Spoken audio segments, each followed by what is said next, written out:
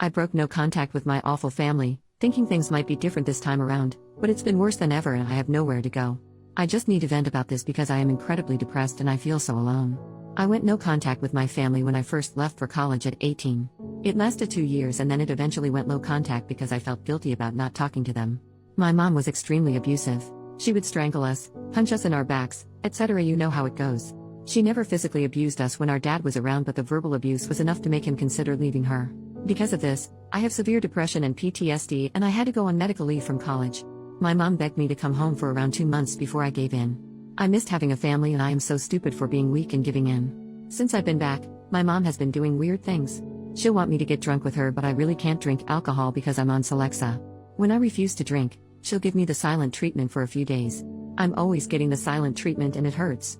Today my mom asked me if I wanted to just live here and not go back to school. That made no sense. Why would I want to not complete my education? Also, I don't like the constant silent treatment, so I don't like being here. I told her that I'd rather go back to school, and she started yelling about how I can just go to the community college here. She started crying about how I didn't love her and my dad told her to stop being so dramatic. My sister came in and asked what happened. When my mom told her, she didn't say anything and just went on her laptop. For some context about my twin sister, she is beyond crazy. She once stalked a man for 6 months because the guy told him that she didn't know what she was talking about and should shut up. She found this guy's identity from a few Reddit comments and started physically mailing him things with death threats. She signed his Reddit username to everything. If I knew she had done this, I wouldn't have come here. My sister then sent me a PM on Reddit that said, "You dumb bitch. I hate you so much. You're a piece of trash and I'm glad you were SA'd. No one loves you and no one ever will, and how effing dare you make my mom upset. She has been kind to you and all she wanted was for you to stay here. You're never going to be anything and I know you've been feeling suicidal, so why stop feeling that way and just go unalive yourself? No one will care. Your boyfriend broke up with you last year and I think that just goes to show that no one cares about you. I hope you get SA'd again, but I should stop talking before you call the cops on me like you used to do to mom when we were kids. There's so much I'd love to say to you, but I don't want you to go snitching and I don't want to be a bully." As soon as I saw that, I started crying and I told my dad. He said my sister was totally out of line, but he can't discipline her because if that's how she feels, she is entitled to feel that way. My mom came in and saw me crying and started laughing uncontrollably. I asked my sister why she would do something like this when I have only been nice to her. I sent her like $400 a month when I was in school because my parents are so poor. I deleted my account immediately and my sister said that she found my account because she snooped around on my laptop when I was out of the house. All my dad had to say about this is that it wasn't nice. I have no idea how to cope with this. My cousin said that I can move in with them next month when they get back in the country, but that's such a long time away. First update, 10 days later, my hands are shaking but I am on the way to a domestic violence shelter. I am very afraid. The family who was going to take me in said that my mom asked them not to get involved and they don't want to make her mad. She didn't even have to know I was there.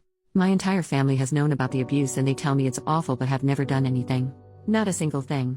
I look a mess because it all happened fast. An object was thrown at me and nasty things were said. My life was threatened. I didn't even have time to shower yet.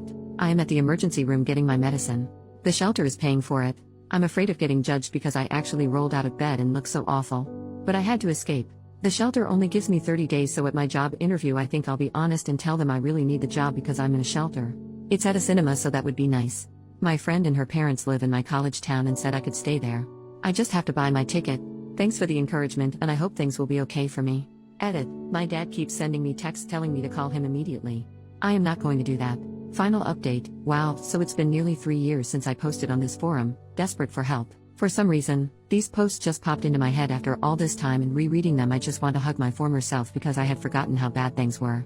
I also want to hug all of you for helping me. I wrote down the advice you gave me and I used it. I really did. I may be a little vague to continue to preserve my identity. So here goes the last update to this saga. And it's a happy one. The shelter that I stayed in was very nice and brand new.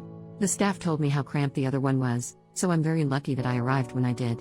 After the first day, my nerves relaxed and I could just breathe. There were about 7 other women there and we each had our room with a nice bathroom. I was the youngest there and the other women gave me advice about life and they even did my makeup for interviews. We each took turns cooking, per the rules, and we developed a nice bond.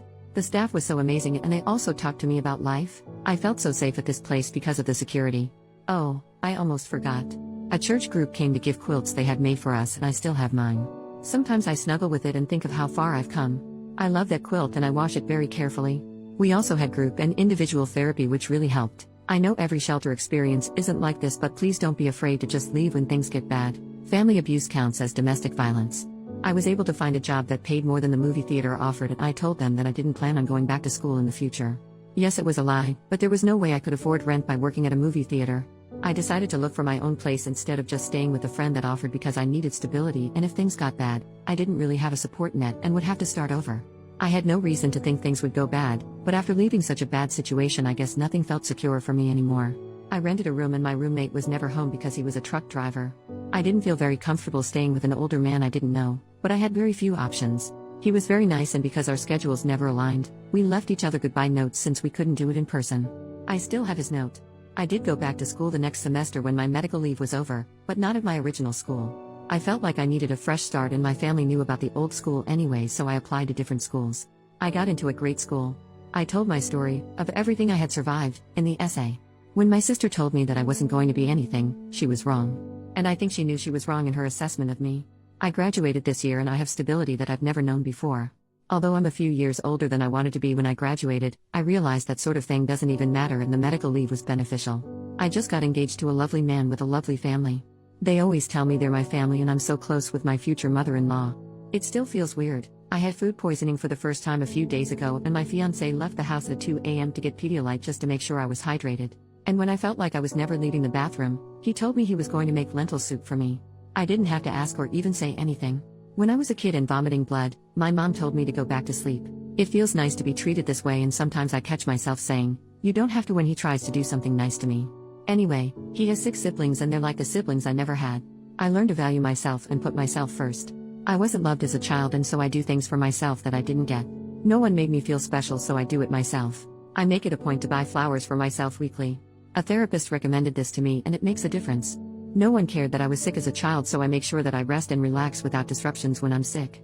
No one valued my personal time or space, so I have days where I don't even answer my phone and just spend time with myself. Things like that. Thanks again to everyone. When I made that last update, I was crying and I really didn't think I was going to be okay. I was headed to a shelter with a 30-day stay, and I thought there was no way anything beneficial could happen in 30 days. I was very depressed and hopeless, and I had no idea things would have gone in such a positive direction. I'm so beyond thankful.